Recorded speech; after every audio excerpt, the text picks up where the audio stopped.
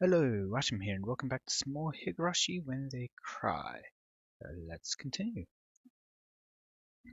Raising the newspaper-wrapped hatchet, I stampeded through the house. I searched for anything. Traces, signs, smells, vibrations, heartbeats. Okay. I'm not sure how you're going to do that, but okay. With a war cry, I raced up the stairs with such force I could have stomped a hole through them. Then I found the futon in the room I thought to be her uncle's, and well aware he wasn't sleeping in it, I bashed it with a hatchet. Did you run into the closet? I'll bust the entire closet down, door and all. And if he's not there, maybe there's a secret door. Any switches or levers in the wall here? I smashed into wall after wall with the hatchet, crushing them. Dust rose into the air, and broken pieces scattered about the floor. I smashed all the glass windows, too, for good measure. I'm not sure how that's gonna help you at all.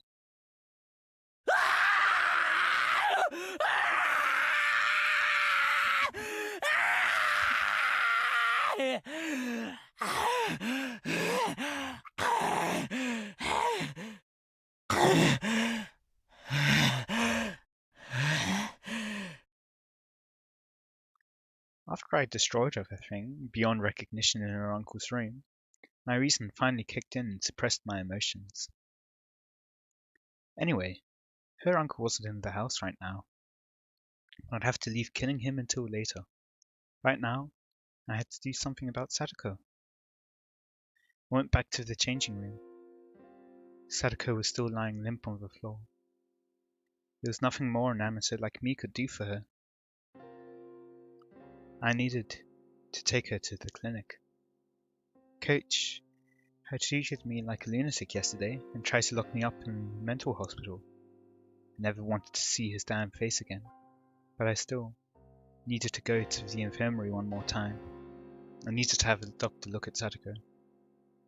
I thought about putting her in the dirty uniform lying in the laundry basket, but I had no experience dressing someone, so it would be pretty difficult. Shit, I don't have time to be wasting here. I eventually gave up on clothing her and decided to carry her into her bath towel. The clinic was close to Sadako's house.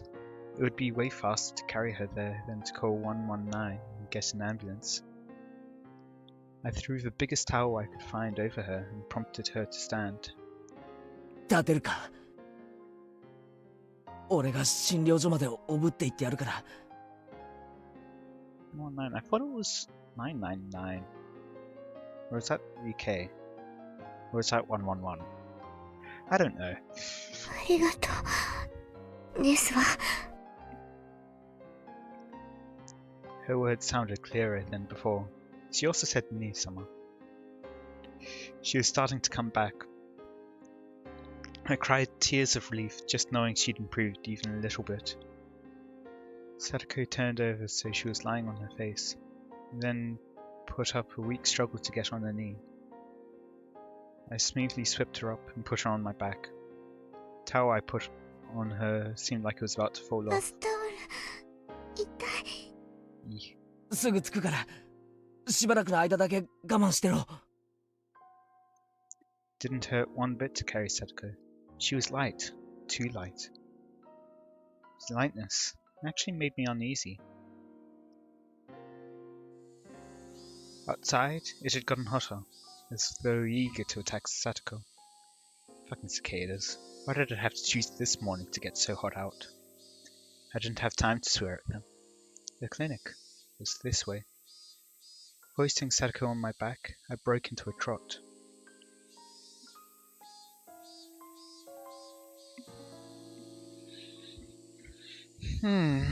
So what's going to happen now, though? Going back to the clinic.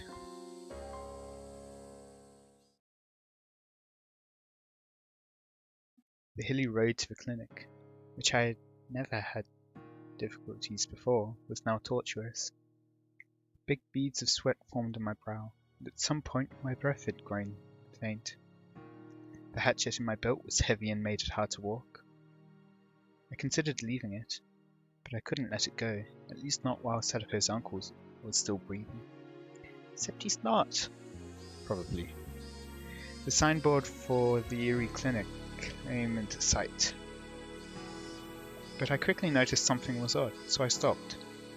Several red revolving lights were flashing at the clinic. 3 police cars were parked in the parking lot with their lights on. There didn't need to be much else to inform me something had happened. I didn't want to see Coach, so I'd planned to leave Sadako in the clinic waiting room and give the receptionist a message. But with that police officer Oshi here, I couldn't go inside so carelessly. なんですの？パトカーがいっぱいいますですわよ。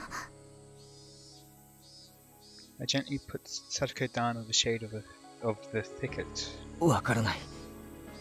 様子を見てくるから、しばらくここにいろ。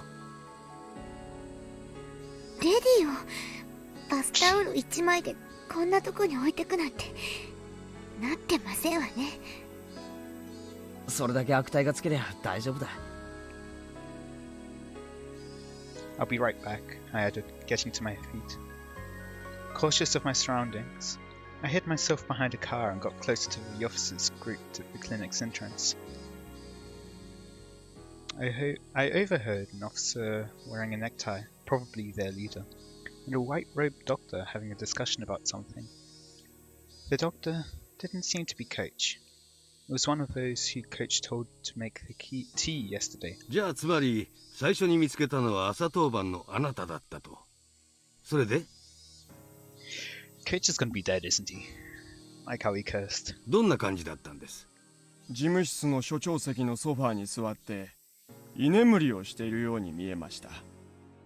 で、机の上に水差しと空き瓶になった睡眠薬があったんで、あなたはすぐに睡眠薬で自殺したんだと考えたと。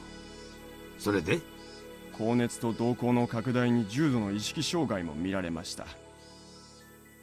睡眠薬中毒の典型的な重症例だと思いましたので、直ち警察も救急も呼ばずに？ここは病院で私は医師ですよ。生命が危険な状態にあるなら直ちに治療して当然です。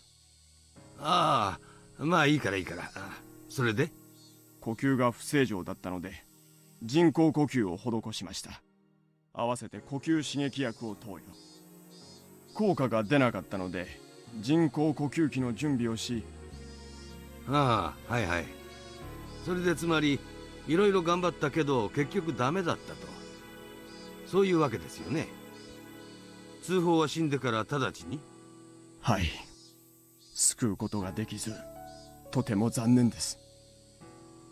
Just then, the radio in one of the police cars started to buzz, producing a broken mechanical voice. こちら本部、こちら本部。小宮山さん、聞こえますか？どうぞ。もしもし、小宮山です。ああ、お疲れ様です。睡眠薬での自殺みたいですね。遺書の類はなし。Suicide?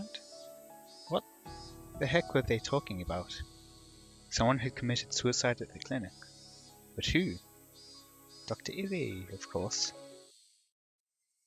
I wished Kano-san dead, and she died the next day.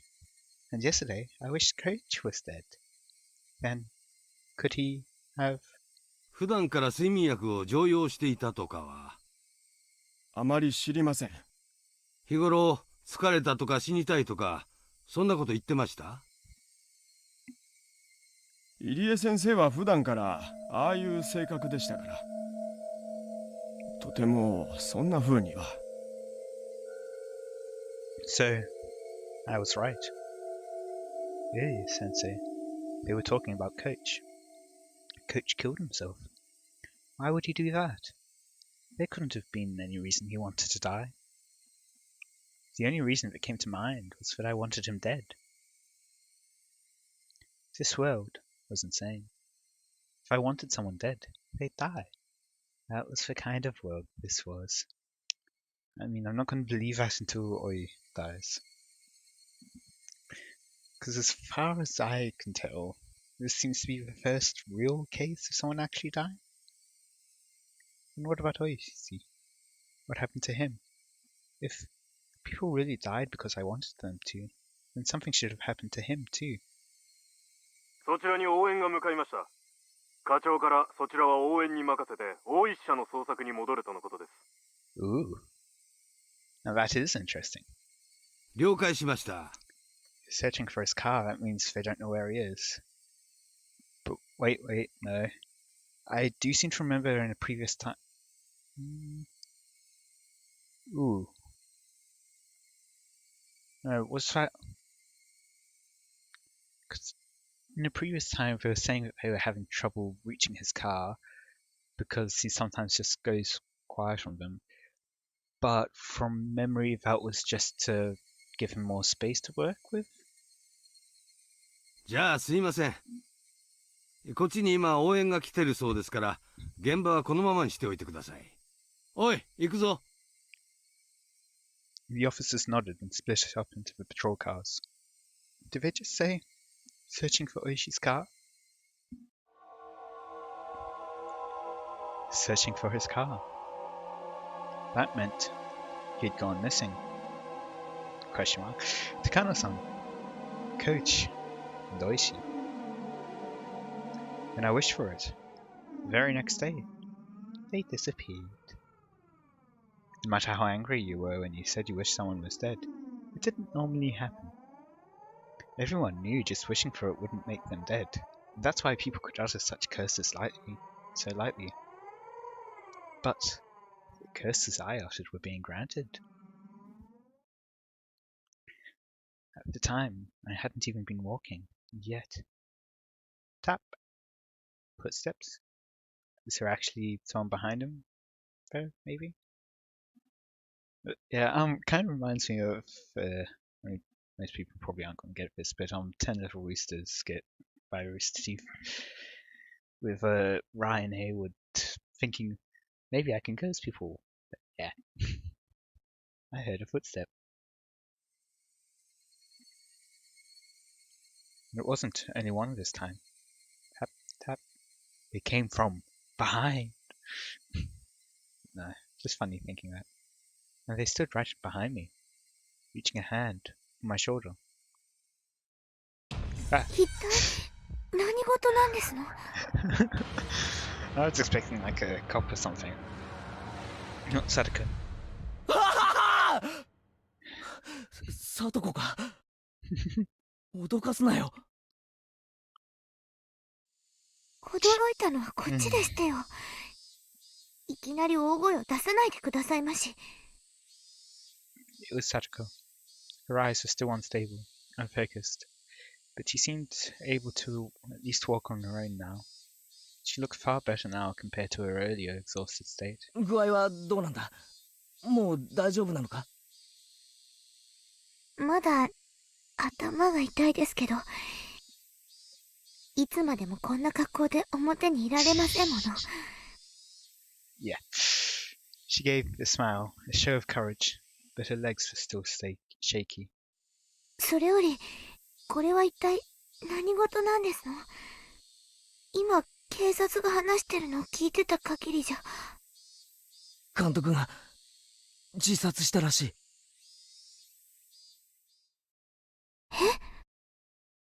Sadako was at a loss for words.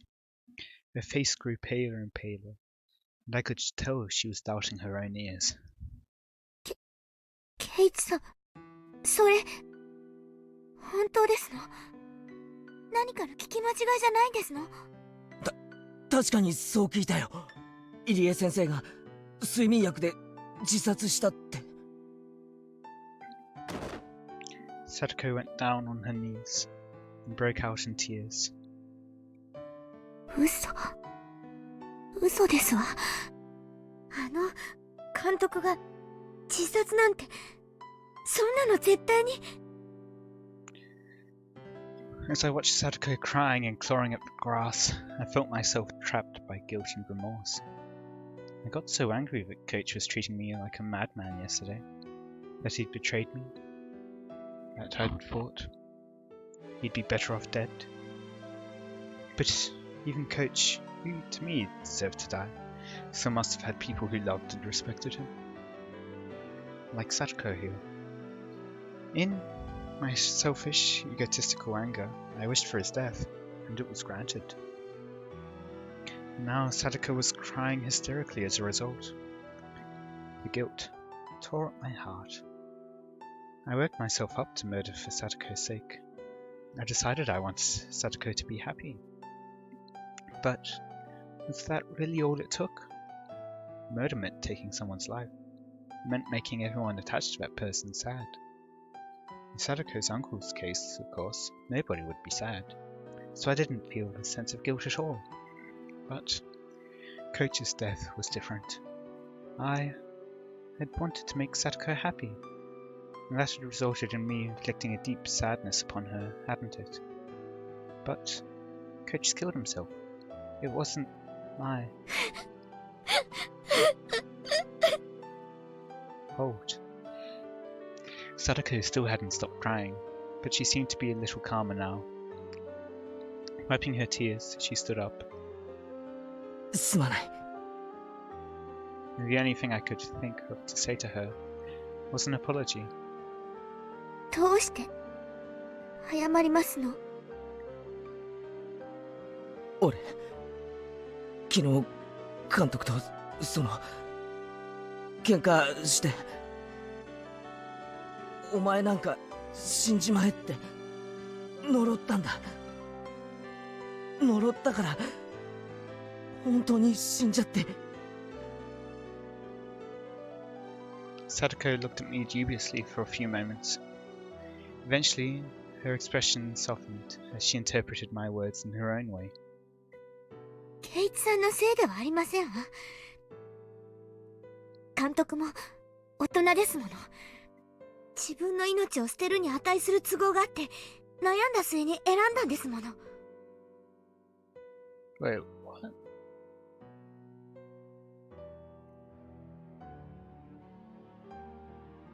I don't understand that. 誰のせいでもありませんわ。What do you know that we don't? She smiled a little, trying to comfort me. いつまでもこのままでいたくありませんわ。 Fair enough. 服が欲しい。いいのかよ。診療所に行って見てもらった方が。服を着てから見てもらっても別に死にはしませんわ。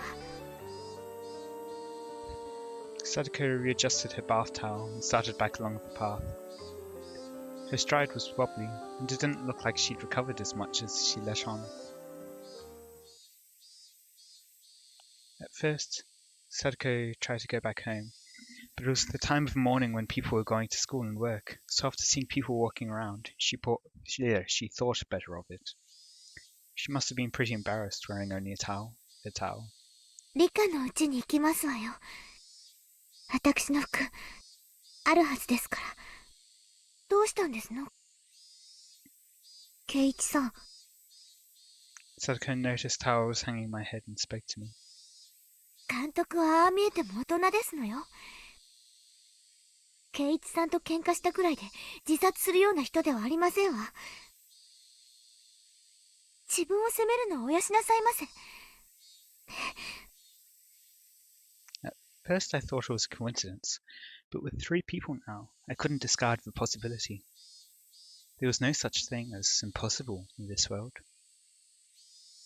この数日おかしいんだ。何がですの？ Sadako seemed to be having trouble breathing, but she still tried to listen to what I had to say. おとといの綿流しのお祭り、お前は途中で帰ったから行かなかったんだよな。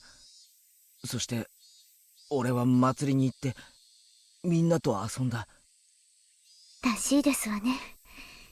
あの時は取り乱して申し訳ありませんでしたわね。 Sadako remembered how she blew up at me in the classroom yesterday and bowed to me a little. 実は俺祭りに行っていないって言ったら信じるか？ Sadako looked at me confused. She couldn't help it, of course. 信じられるわけありませんわ。何を今さら。信じられないだろう。信じられないのは、だって俺は祭りに行っていないのに、俺が祭りに現れてみんなと遊んだって言うんだ。こんなの信じられるわけないだろ。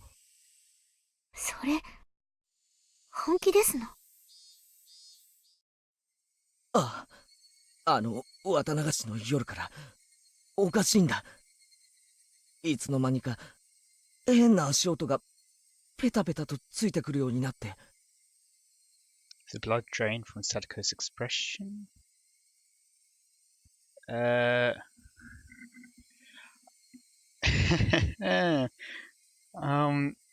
Is this something similar to what happened with Satoshi, perhaps? 足音が、ペタペタ。そうなんだ。最初は気のせいだと思ってたけど、ずっとついてくるんだ。多分今もついてきてる。里子の足音と混じって、よく聞き分けられないけれど。Sadako took a long and hard look at me. Maybe she was doubting my sanity. Coach did the same thing. I mean, why wouldn't he, after telling him this? The more I thought about it, the more I was unable to endure the feeling that my hatred for Coach had been meaningless. 綿流しの日、俺は祭りに行かず、ずっとだぞ。眠ったり意識がなくなったりしたことはなかった。だから寝ぼけ気分でフラフラと記憶になく祭りに出かけたなんてことはありえない。それはおかしいですわね。なら、どうやってお祭りで遊んだんですの？だから俺は祭りには行ってないんだよ。 No, I can't let myself get emotional. If I get agitated now, that'd be like proving that there's something wrong with my head. ごめん。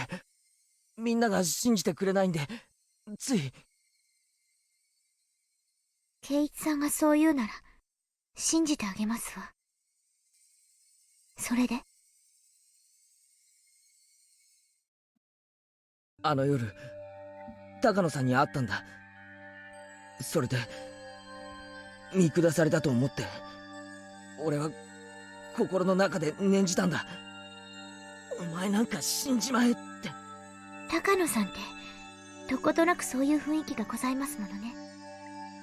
その気持ちわからなくもありませんでしたよ。高野さんが死んだの昨日の話だ。どこかで焼け死んだらしい。それ本当ですの？死んだんですの？俺が死ねと願うと。それから警察の大石ってやつも知ってるか？ムカつく太った刑事みたいなやつ。 Sadako nodded a little. さっき警察が話してるのを聞いたんだが、どうもあいつ行方不明になってるらしい。実は昨日あいつにも死んじまえって念じてたんだ。それ本当の話ですの？嘘じゃない。俺だって信じたくないけど本当の話なんだ。高野さんも監督も大石も俺が死ねと念じたら本当に死んでしまったんだ。Or she's just missing. For a little while, Sadako was at a loss. A long silence ensued.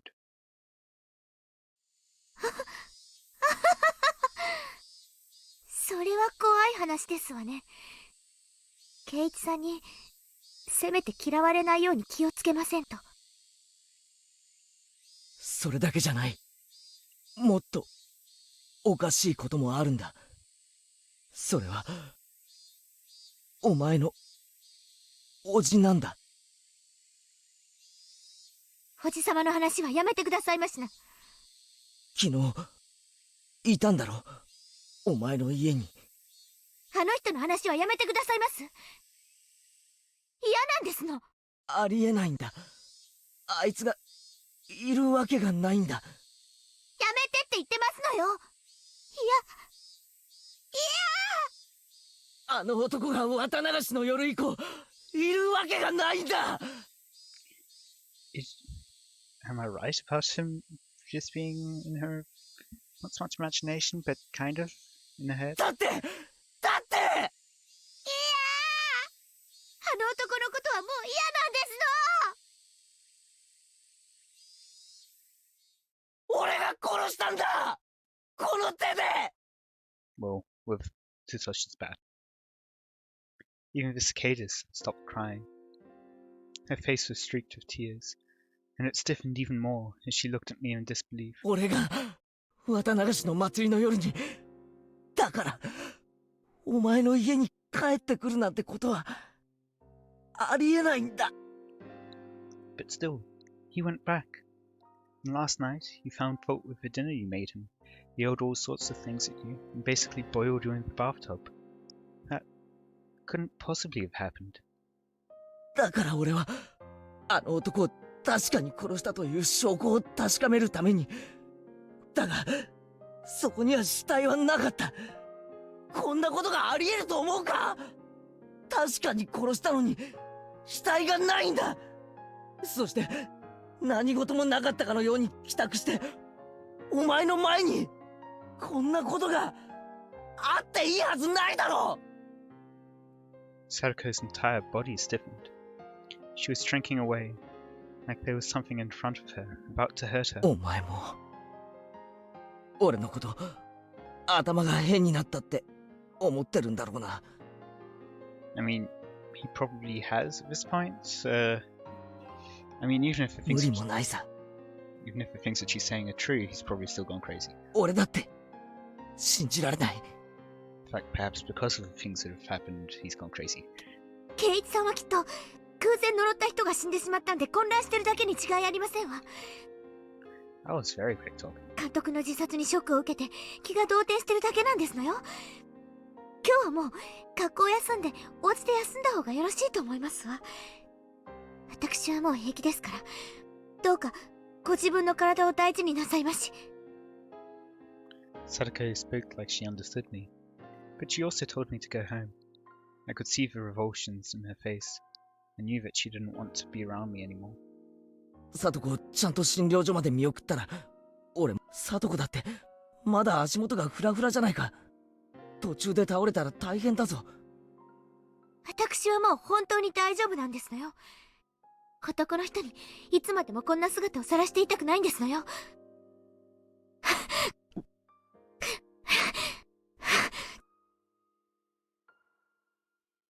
She wobbled up the shrine steps, looking like she was about to fall.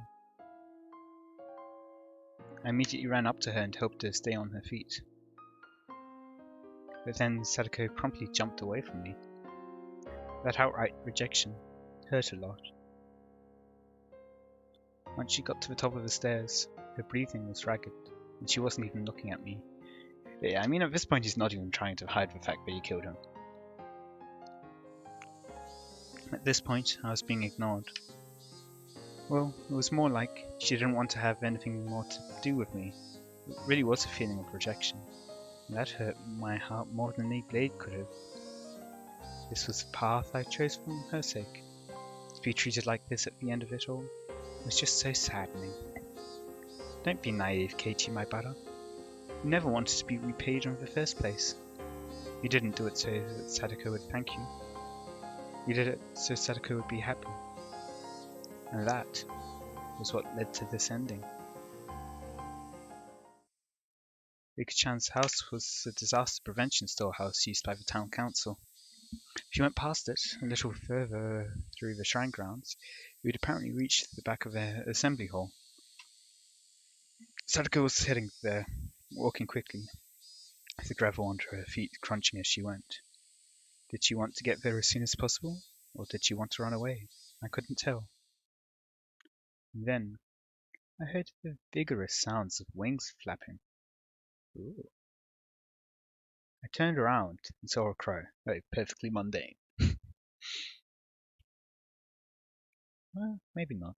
I hadn't seen many crows since coming to Hinamizawa. I saw them a lot in my old town, though. On garbage day, they'd flock to trash collection points, peck through the bags with their beaks, drag out the contents, and have a feast. As I was remembering that, I saw a few crows flocking around the shrine's donation box, and I thought how terrible it was for someone to leave a garbage bag in a place like that. Yes, it is totally a garbage bag. Cicadas quieted. And on that note, I think I will end up there for today. I hope you all enjoyed. Let me know any feedback you have in the comments. And until next time, see ya.